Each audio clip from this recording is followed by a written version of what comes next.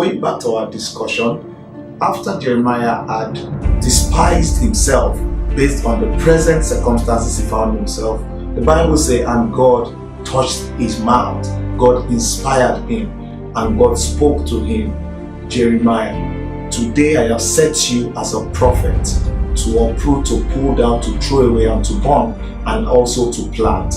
In other words, God was saying to Jeremiah that apart from calling you a prophet, I want to tell you what a prophet does, and these are the things that you should recognize. And he asked Jeremiah, after he finished the process, which ended up by saying planting, he said, Jeremiah, what do you see?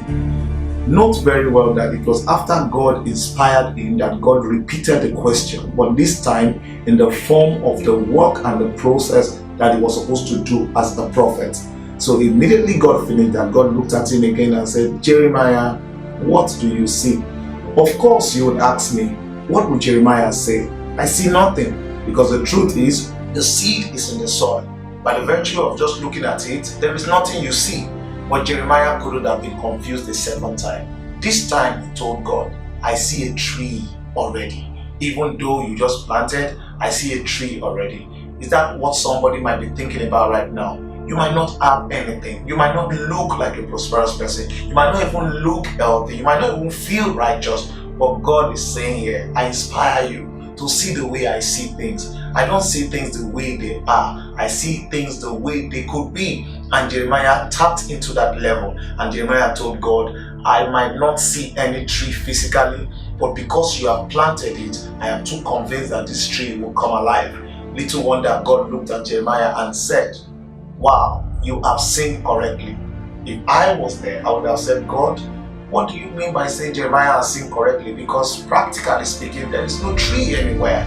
Guess what? He said, now that you have seen correctly, I will watch over my word to bring it to pass. In other words, God was saying, even though the thing doesn't look as if it's there physically, the minute you can see the way I see, then you have positioned the ball on my court. It is now my duty to bring it to pass because my word has said it. He says, so is the word that proceeds out of my mouth. It shall not return to me void. My friends, the most important part of this discussion is that God has spoken it. Whatever he has spoken is already created. It's now our duty to believe in him and to walk daily so that that which he has spoken will become physical. And that was what Jeremiah saw. Eventually God said, I will bring it to pass. Truly, if that seed was actually a tree already, God wouldn't have said, I will do it. It's because it was not physically there, but spiritually it was already established. Now God now said, it is now my duty to bring it to the obvious. I always say this about Hebrews chapter 11 verse 1. He said, faith is the substance of things hoped for, the evidence of things not seen. I want you to mark that word not seen. The Bible did not say the evidence of things not existing. It said the evidence of things not seen. That means things can exist and not seen.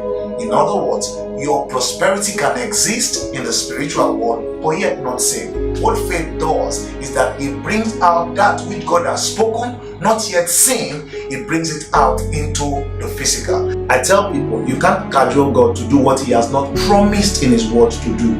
God only responds to what he has promised. That is why he told Jeremiah, you have seen correctly, I will watch over my word, not your word. I think that's where many of us miss it. What has God said concerning you? Whether through the Logos or through the Rhema. As long as God has spoken it, the ball is in your court to see what he has said, and from there God takes over and begin to manifest what he has already said. I believe that today as you go out, if God has ever spoken to you concerning your state, concerning your health, concerning your finances, concerning your family, even though you don't see it on the immediate, hold on to his word and trust him that he is able to do what he has spoken that he will do. His word will not fall down void. Thank you for listening. My name remains Godwin Uwuba'men, the senior pastor of his treasure house. Until next time, enjoy grace.